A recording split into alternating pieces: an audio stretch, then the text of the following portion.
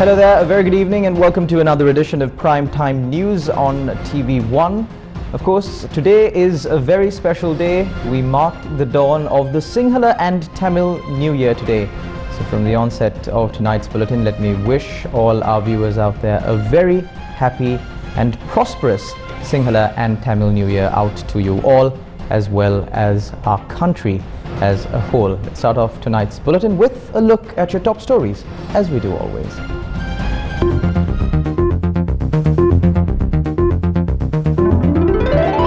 Sri Lankans welcome the dawn of the new year, hoping for the country's prosperity. Marine resources valued at 900 billion, swept up by Indian trawlers annually, a revelation by the Northern Fisheries Union. Spike in accidents during New Year, 8 collisions blocked movement along the Southern Expressway. Consumer rights activist Asela Sampath remanded until the 19th of April. The Sinhala and Tamil New Year dawned at 2:33 p.m. today. Millions of Sri Lankans welcomed the dawn of the new year in line with various customs and traditions. The people of Sri Lanka welcomed the dawn of the new year, wishing for the prosperity of the country.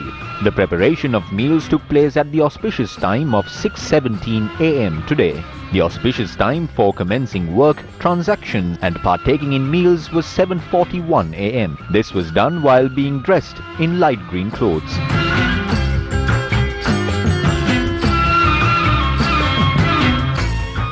Religious observances were held across the country, including the Sri Dalada Maligava, in line with the new year. The boiling of the milk pot took place at the Kataragama Mahadevalaya in line with the ancient customs and traditions. Hindu devotees also engaged in religious observances at Kovils this morning. This was after engaging in customary traditions of the new year, such as boiling the milk pot. The auspicious time for tree planting facing the east has been fixed for the 16th of this month at 6:40 a.m. The auspicious time for anointing oil is at 7:16 a.m. on the 17th of April. Nuga leaves will be laid on the head and karanda leaves under the feet while facing the south and being dressed in blue attire. According to the auspicious calendar, leaving for work is scheduled on Monday the 19th of April at 6:39 a.m. dressed in white attire. President Gotabaya Rajapaksa engaged in New Year traditions at his residence in Mirihana. This was with his family members including First Lady Ayoma Rajapaksa. The President planted a sapling during the auspicious time of commencing work today. Meanwhile, Prime Minister Mahinda Rajapaksa celebrated New Year at his Carlton residence with his family members. Members of the Mahasangha conducted religious observances seeking blessings for the country and its people.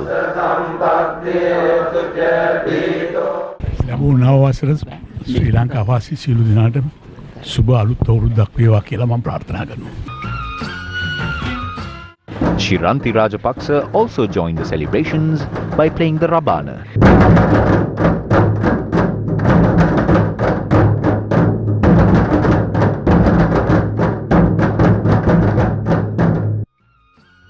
In his New Year message, opposition leader Sajith Premadasa said that cultural festivals such as the Sinhala and Tamil New Year, which highlight the value of life with nature, are essentially a blessing to society and the world.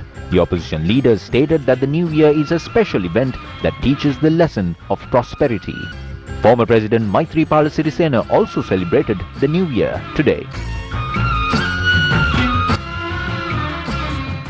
ලැබුවා වූ 2021 නව සිංහල හින්දු අවුරුදු උදාව ඔබ සියලු දෙනාට. We wish you all the best of luck in your endeavor to overcome the personal problems of your life as well as all the tasks you face socially, which will bring free and peaceful economic prosperity to all the people of Sri Lanka with the dawn of the new Sinhala and Tamil New Year. We have been able to control the spread of COVID-19 up to a certain extent, especially with the intervention of the government. Therefore, I wish you all a healthy, happy and prosperous new year and a new future. සුබවාදී නව වසරක් නව අනාගතයක් උදා වේවා කියා මම ආශිර්වාද කරනවා. Last night, Newsfirst took to the dangerous high seas in the north of Sri Lanka to report on the pillaging of our ocean by Indian fishing vessels. Tonight we take a look at growing concerns raised by local fishing community. This Newsfirst exclusive report was filed by Riaz Haris, Zulfik Farzan, Mahinda Gamage and N.M. Madhivanan. On Tuesday, Newsfirst exposed how Indian fishing vessels illegally enter Sri Lankan waters not far from the island of Delft under the cover of darkness to pillage our marine resources. The Indian fishing vessels were using a fishing method banned in Sri Lanka, which is called bottom trawling. Bottom trawling is an industrial fishing method where a large net with heavy weights is dragged across the seafloor, scooping up everything in its path, from the targeted fish to incidentally caught centuries-old corals. These nets are dragged by two large trawlers, equipped with powerful engines larger than any fishing vessel used in Sri Lanka. So according to the GPS mapping that we have here, we are currently in the Sea of Sri Lanka. Let me emphasize on that. We are currently in the Sea of Sri Lanka. However, what you see over there is an Indian fishing boat that got stranded in Sri Lankan waters after breaching the international maritime boundary to poach Sri Lanka's marine resources. Indian fishermen forcing their way into Sri Lankan waters is not something that happened overnight. It is an issue that has been growing over the years. It is in such a backdrop, Sri Lanka's Fisheries Minister Douglas Dewananda proposed to allow Indian fishermen to enter into Sri Lankan waters by offering them a pass.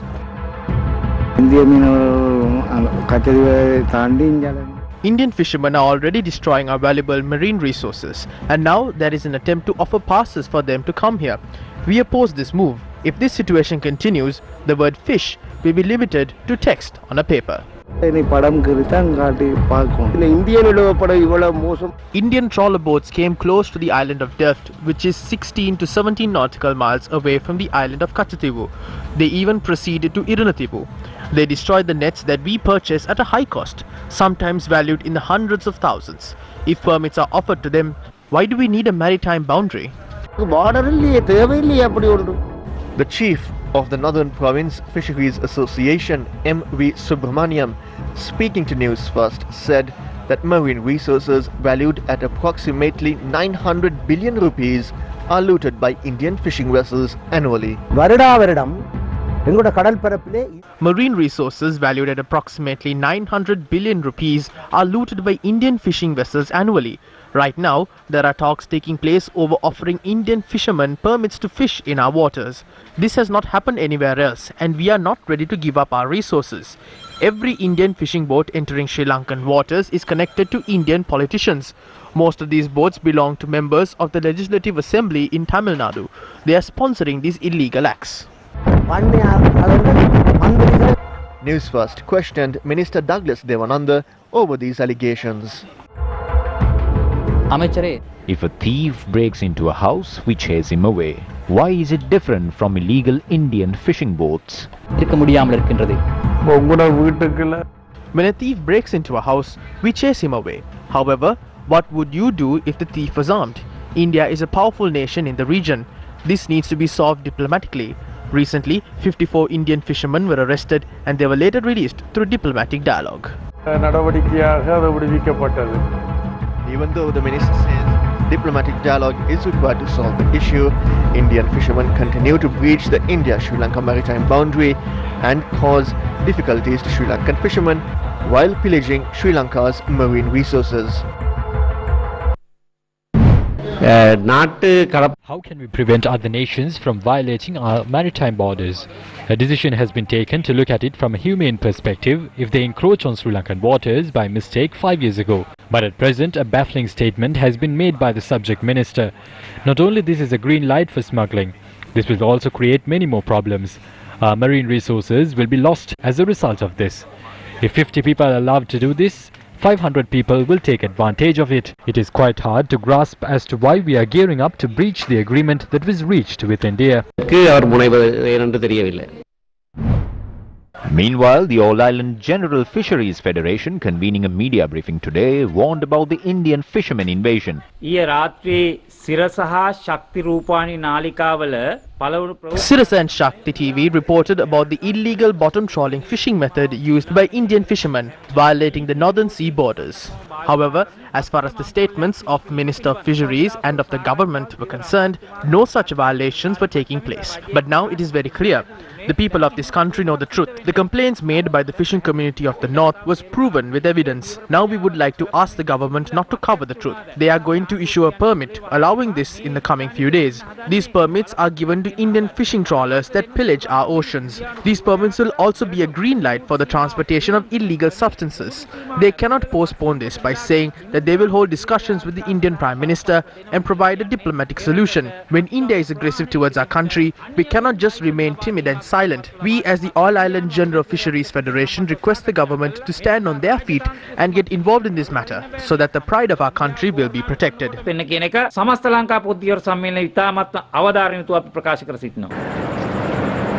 Fishermen in the southern part of Sri Lanka engaged in a candlelight vigil during the Nonagate period last night, demanding solutions for the Indian fishermen invasion and a plethora of other problems. Indian Navy destroyer INS Ranvijay that arrived in Sri Lanka today on a goodwill visit will remain docked in Colombo until the 16th of April. The Indian High Commission said that the arrival of the Indian ship symbolizes the message of solidarity and harmony for Sri Lankans on the occasion of the New Year. It added that the visit of the ship is another step in developing close maritime and security cooperation between the two countries. INS Ranavijay, a guided missile destroyer capable of anti-submarine warfare, is equipped with the state-of-the-art BrahMos supersonic missile.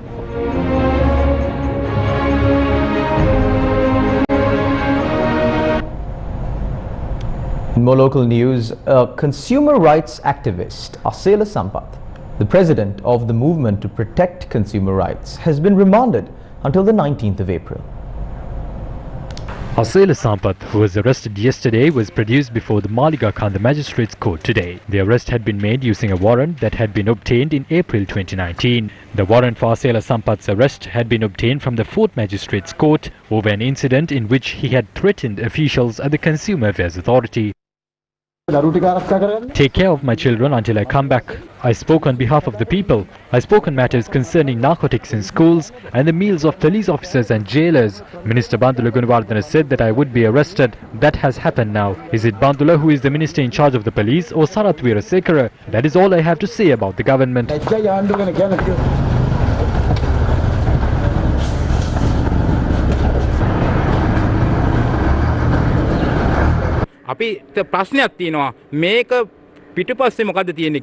We are suspicious regarding the motive behind this. A certain minister had said that he would be arrested using an open warrant and that he would be punished. We wish to question whether ministers are experts in enforcing warrants. We will conduct inquiries into this and reveal the truth to the people.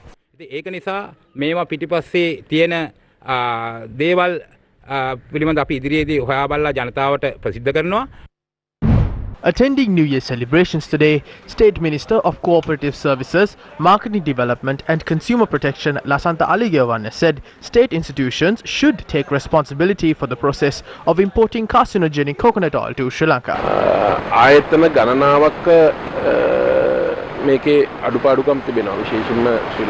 Several discrepancies and mishaps have taken place within several institutions. However, these discrepancies have been prevalent within the system for the past 2 to 3 decades. In my view, all state institutions, including Sri Lanka Customs, the Sri Lanka Standards Institute and the Ministry of Health, should shoulder the responsibility in this regard. Likewise, it is the Consumer Affairs Authority's responsibility to monitor these products after they are released to the market.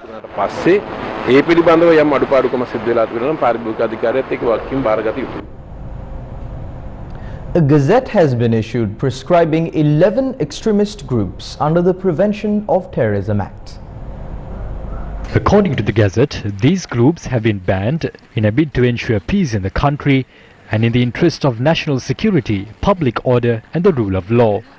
The Gazette adds that being a member, providing leadership, wearing, displaying, hoisting or possessing a uniform, symbol, emblem or flag Convening or attending meetings of these groups have been prohibited. Individuals who are found guilty of breaching these regulations can be sentenced to a term of imprisonment running up to 20 years. The proscribed groups are United Tawheed Jamaat, Ceylon Tawheed Jamaat, Sri Lanka Tawheed Jamaat, All Ceylon Tawheed Jamaat, Jamiatul Ansari Sunnatul Muhammadiyah, Darul Adar, Sri Lanka Islamic Student Movement, Islamic State of Iraq and Syria, Al-Qaeda, Save the Pearls and Super Muslim. Several roads were inundated after heavy rains battered Haliala in Badulla this afternoon. Several roads in Haliala Badulla today were inundated due to heavy rainfall experienced in the area. Heavy downpour caused flooding in several areas of Haliala.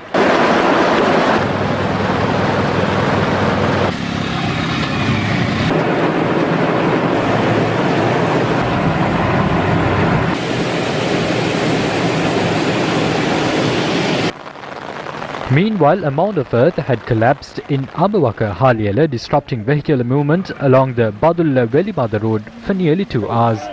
Our correspondent reported that the situation along the road has been restored to normalcy.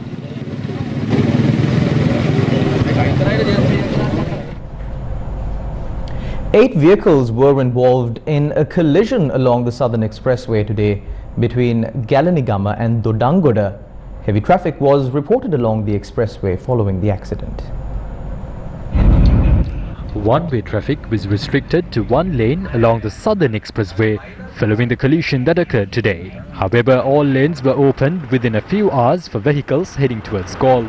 Large crowds of people returned to their hometowns in line with the New Year by using expressways for their convenience. Officials said that a spike in accidents had been reported during this period. The Deputy Director of the Accident Services Ward of the Colombo National Hospital, Dr. Pradeep Ratnasekara, noted that victims for 165 accidents had been treated in hospital yesterday. මේ අවුරුද්දේ ගත්තොත් එහෙම අප්‍රේල් 13 වෙනිදා මධ්‍යම රාත්‍රී 12ට අවසන් වෙච්ච පැය 24 ඇතුළත පමණක් අපිට During the 24-hour period starting from 12 a.m. on the 13th of April, 165 individuals had been admitted to the outpatients department due to accidents. The accidents during this year's New Year period is twice than last year's numbers. Only 6 accidents had been reported during the 24-hour period on the 13th of April last year. But this year, 40 accidents had been reported to the Colombo National Hospital within the 24-hour window. This is an increase of 85%. If we consider these statistics, we remember that the country was under lockdown on the 13th of last year. We have to consider the latest statistics with such restrictions. According to the police, 11 individuals had died due to motor traffic accidents yesterday. We launched a special operation that will run until 6 a.m. tomorrow. The operation is taking place on the instructions of the police chief. We will carry out inspections in all vehicles. We will not only detect drivers travelling under the influence of liquor, but also those who have consumed narcotics as well. If such drivers are arrested, they will not be granted police bail. They will be remanded after being produced in court. The vehicle will be seized by the police and only released after obtaining bail from court. We will not release the vehicle until then.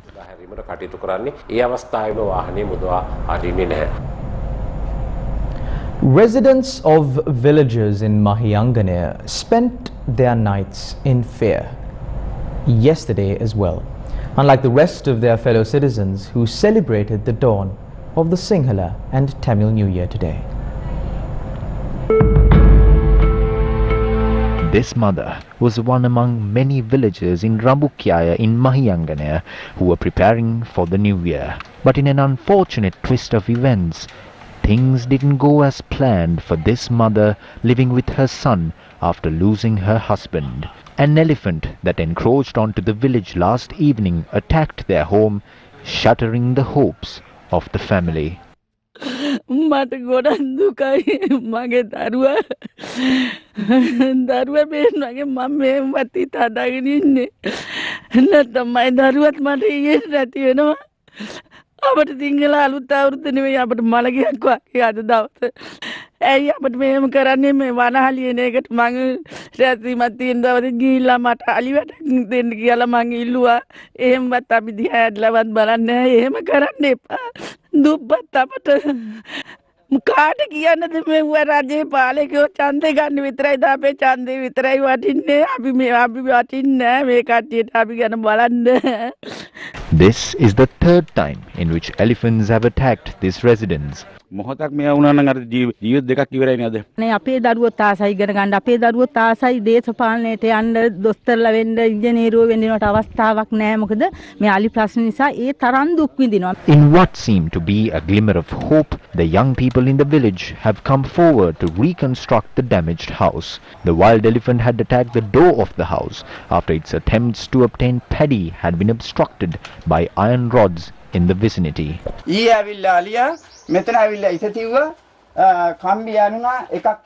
elephant came here. However, the iron rods obstructed it from entering. It then moved towards the other side. Then again, the iron rods blocked it from entering. It then went to another side of the house and broke down the door. The elephant went back only after it had damaged the house. When the wildlife minister assumed duties, he said that the human-elephant conflict would be resolved in 2 years. We don't know where he is at present. His words have not materialized. 9 houses in the Rambukyaya village were destroyed by wild elephants recently. Wild elephants that visit the Sorobora River from the Maduru Oya encroach onto these villages, leaving families in despair. Are further delays essential to address the problems of these people?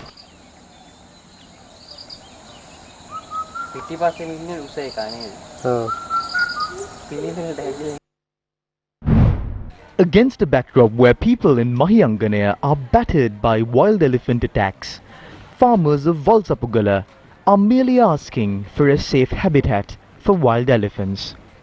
According to these farmers, if a safe zone is reserved for elephants under proper rules and regulations, loss of life and damage incurred to properties can be significantly reduced. Even though the Hambantota Wild Elephant Management Reserve has been gazetted, the regulations in which operations must be carried out within the reserve has not been announced as yet.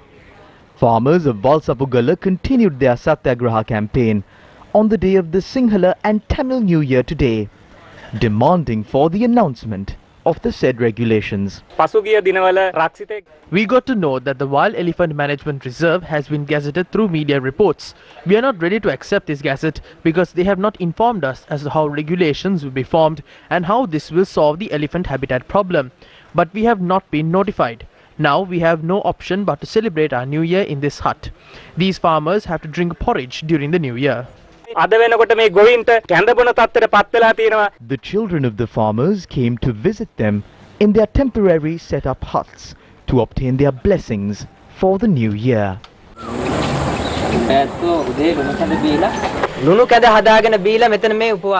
We thought to ourselves how tragic this is when we saw these farmers drinking porridge here during the new year. The politicians who disgrace those innocent farmers are leisurely celebrating the new year. According to this gazette, only 23,746.5 hectares are here. But these farmers are protesting in demand of 25,000 hectares. හෙක්ටයාර 25000ක් ඉල්ලලා. ගොවි අහනවා මේක පොළොවයි අහසයි අතර කොහේ හරි එකක්ද? මොකද මේ සිටියම නෙමෙයි මේ භූමිය ඇත්ත භූමිය තියෙන්නේ. මේක මැදින් තියෙනවා හයිවේ අධිවේගී මාර්ගයක්. මේක There is a highway that runs in the middle of this road. Only the airport is there on this map. There is a massive power plant located in this area as well. But none of these things are there on this map. No one has faith in this gazette. Even we don't trust this gazette.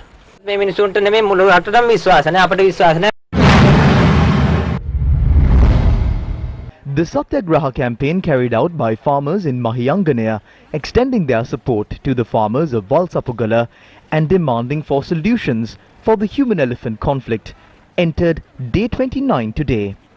Farmers from many areas in Mahianganaya, including the villages of Tissapura, Sorabura, Gamunupura, Galporuyaya, Meghapitiya, Dambarava and Orubendiveva, are engaging in this Satyagraha as they observed the New Year traditions this morning. The Olagangala Aranya Senadipati Thera also arrived at the location where the Satyagraha is taking place and bestowed his blessings upon the group of farmers. Migrant workers are protesting, war heroes are protesting, and we saw the manner in which fishermen were protesting last night. Laborers are also protesting. We, the farmers, are also protesting. Women are also protesting against microfinance loans. Aren't the rulers of this country ashamed to come in front of cameras and eat milk rice so that the entire nation could see how they celebrate the new year? The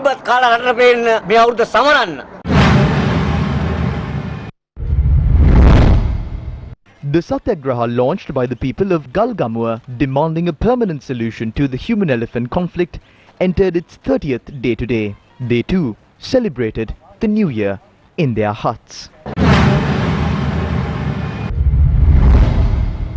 The Satyagraha launched by farmers of Madhavachya demanding for a scientific solution for the human-elephant conflict continued for the 27th day today.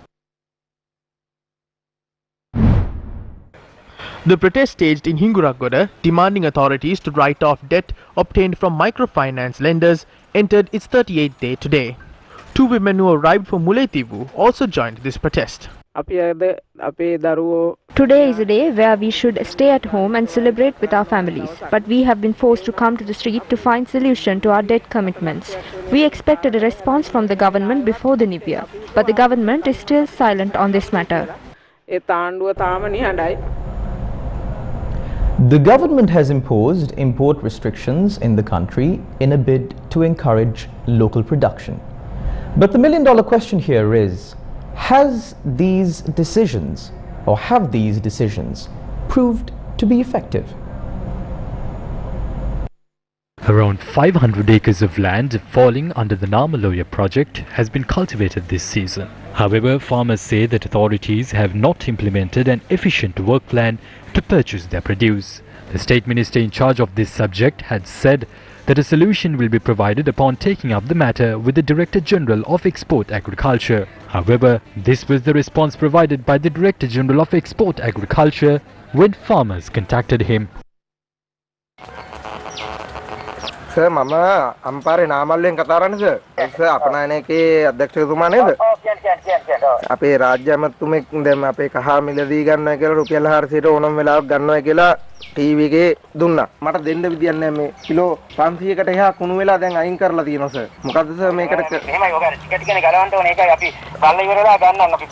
Sir, Mekai, Tika Galu and Govia, Halia, Senator Kumbru, Vedakara, Guang Kapana, Halidendone, Sir, cover the Saman the Karanda Pulua. Sir, Tava Govia Kino Poda make Kataran. Sir, Poda Kilo. Sir, Poda, sir. Hello, Tibba. Govia Kino Tibba. Farmers point out that certain private companies had purchased turmeric on a credit basis and have not settled their payments yet. One company came and purchased our harvest swiftly. They issued a bill stating when the payment would be made. Ultimately, they did not make the payment. We are unable to buy clothes for our children or to attend to any other needs. Only we understand our plight. To whom can we relate these problems? We won't have to face this situation if the government had purchased our produce. Since they did not make the purchase, we had to sell them on credit. There is no point of storing them. We have the bills for turmeric that we sold on credit. We have not received the money yet. We will be able to resort to any other decision after the 19th, but it will be too late as the produce would have become spoilt by that time. They say that they would purchase it for 400 rupees. Ultimately, we sold it on credit for 320 and 350 rupees. We have the bills with us, but we did not receive the money for the new year. The minister must be ashamed of himself.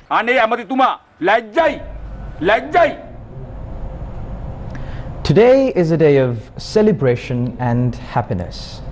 However, 4 years ago, on a day like today, many Sri Lankans lost their lives in one of the biggest man-made disasters to hit Sri Lanka.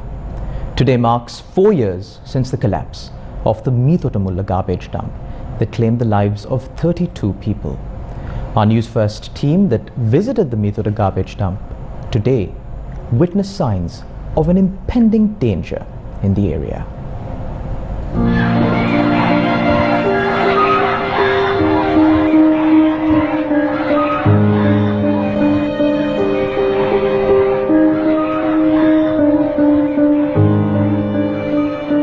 At around 1:15 p.m. on the 14th of April 2017, a portion of the Mithotamulla garbage dump had collapsed, claiming the lives of 32 people.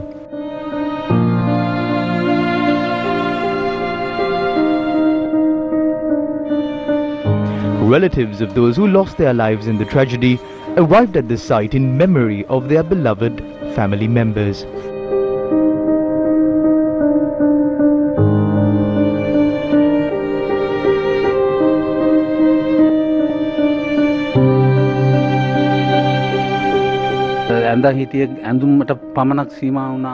They paid us compensation. We were paid 250,000 for our damaged belongings. Several other properties were damaged. This includes the vehicle of those residents. Compensation has not been paid for this yet. The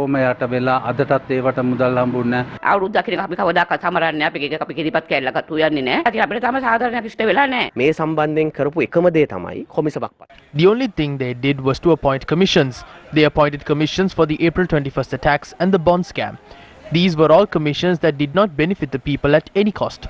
The people who faced this tragedy had to take to the streets demanding compensation. However, those who lost their belongings are yet to receive compensation. This is the current state of the Mithotamulla garbage dump.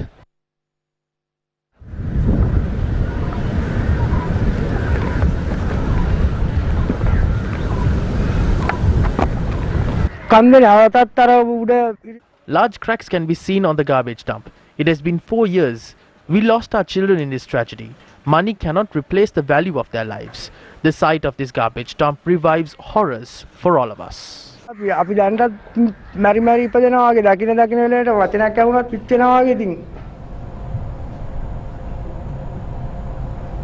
Amnesty International has released a tweet marking a year since Attorney at Law Hejaz Hizbullah was detained on the 14th of April last year.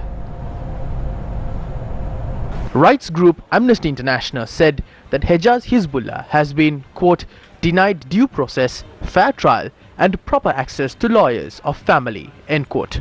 The tweet added that Hizbullah remains in detention without any credible evidence being put before a court. Amnesty International has also issued a video in line with this matter.